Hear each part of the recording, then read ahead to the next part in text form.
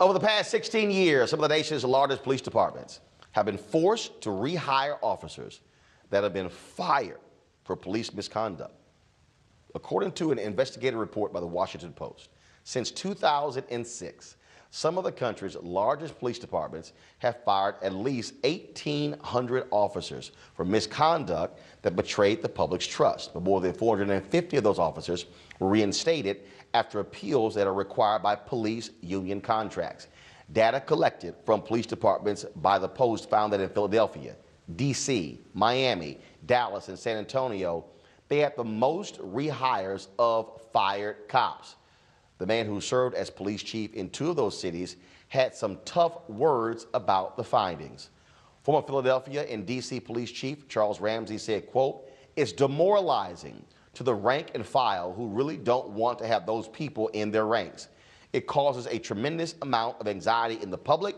Our credibility is shot when these things happen." Joining us via FaceTime from St. Louis is Reddit Hudson, former police officer and co-founder of the National Coalition of Law Enforcement for Justice, Reform, and Accountability. Reddit, at the end of the day, this is the problem people keep talking about.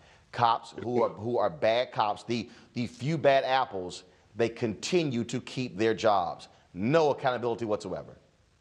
It's a major problem, Roland, and I would push back on the former D.C. and Philadelphia police chief a little bit relative to the rank and file being disappointed by the ability of officers to commit crimes and violate rights and then be rehired. I don't know that it's the rank and file that's really disappointed with that dynamic. I think the leadership in police service across the country may be somewhat disappointed, but when you add the things that they presented in that report to the constellation of courts, juries, the media, public opinion, all of which skews in support of police officers, you can see that this is a tremendous contributing factor to the impunity that a lot of officers act with around the country when it comes to violating our rights.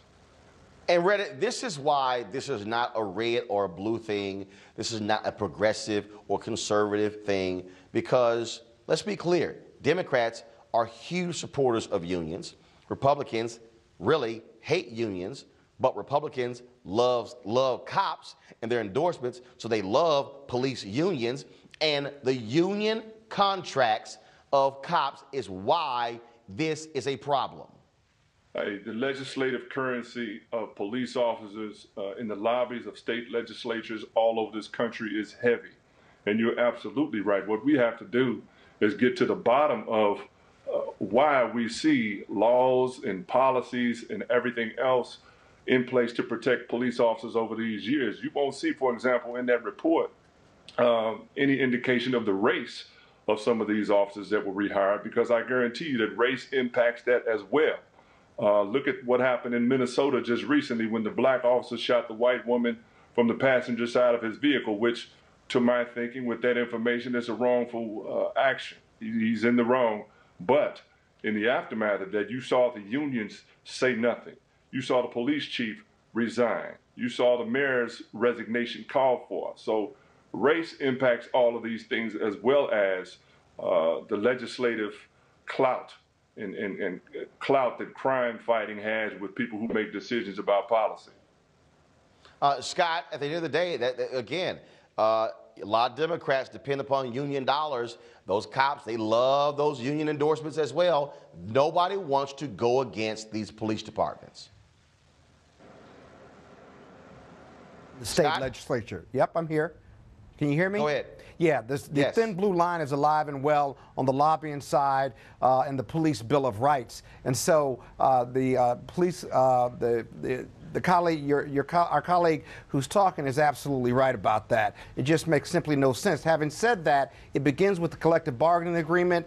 The executive and Democrat and Republican lawmakers and those negotiating those deals have to stand strong. And then the very police chiefs themselves have to implement their investigation on a timely basis. Many of those individuals who were forced to come back to work by the arbitrators simply did not meet the requirements under the collective bargaining agreement. They got to negotiate better deals. That would help.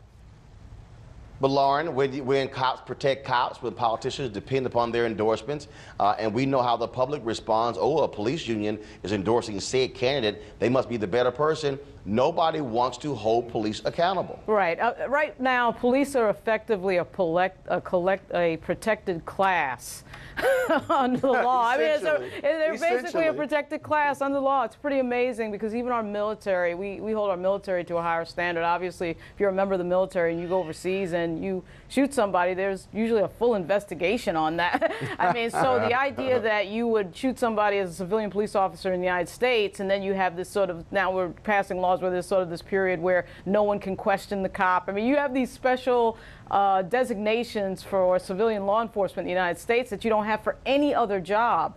And, you know, breaking that union is going to take a lot of political power and pressure until there's a point where people are thrown out of office over these issues. It's going to be very hard to change.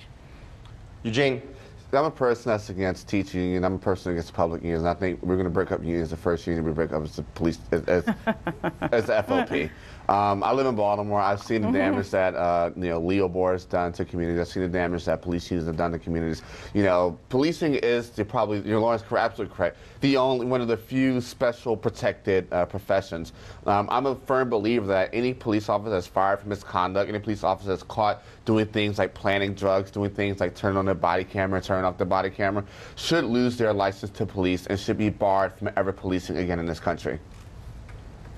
Reddit, final comment from you. Bottom line is this here. When these contracts come up, these mayors are going to have to be tough with them and make it clear. Zero tolerance. I keep saying, if an officer lies on a police report, automatic firing. Period. Absolutely, Roland. Accountability is everything, but I want to let your viewers know that the problem is even larger than what was represented in that article, because what it discussed was the rehiring of these problem officers to the large city departments that they came from. The remainder of those who didn't get rehired by the large city departments, I guarantee you found opportunities with smaller departments all over the country who liked the fact that they had the experience that they had and that they didn't have to pay for training these officers. Those officers go find work everywhere and do the same things over and over again. All right. Reddit Hudson, we appreciate it. Thank you so very much. Weekdays on TV One. I will never lie to you. Oh, my God. Roland Martin. He doesn't want to talk to us. He wants to ignore us. Uncensored. Hell no. That ain't gonna cut it, boo. Unapologetic. No, that is fundamentally false. You are wrong. Unfiltered. He wants an America where we all look alike.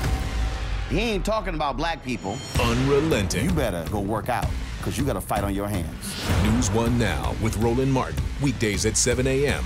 on TV One.